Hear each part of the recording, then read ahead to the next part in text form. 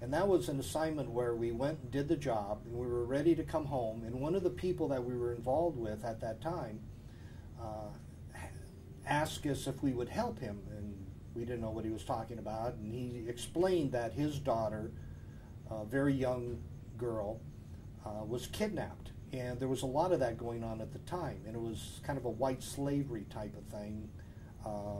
And these girls were being held, they thought, at this compound, where the men that were holding them would sell them as prostitutes, drug them up and sell them for prostitutes for $1, $2. So they told us where the compound was, and this compound had a very high wall, very, very high, and we couldn't get to it, and it was very well guarded. But there was this building out of all the buildings around that area that was nearby abandoned, and it was a couple of stories at least, and we could see that there were wires going from that building to the building behind the walls of the compound. So we finally made it up there, and we found that there was a cable that we could have pulled ourselves upside down over to the other building, but there were live wires under it, and we couldn't, there wasn't any way to get rid of the live wires.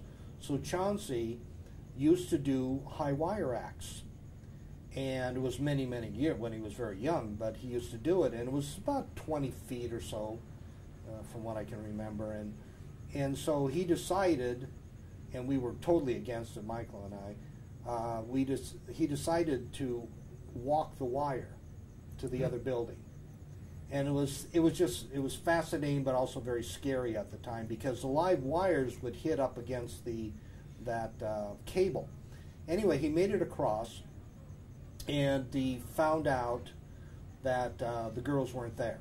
So he got back out through one of the gates, taking care of the guards at that gate, but he got the information of where they were being held.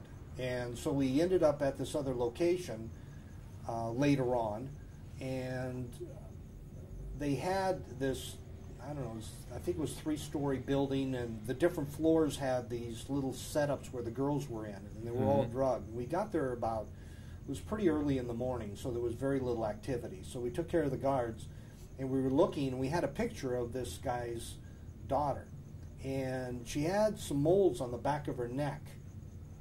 So I'm looking for this girl, and they're coming out of the rooms, and we're trying to get them out so that they could be safe, and I'm looking at all the girls, and I couldn't recognize any of the girls as the girl in the picture. One of them walked by after I looked at them for about 2 or 3 times, all of them. One of them walked by, and I could see the moles on her neck, and she was so badly beaten and so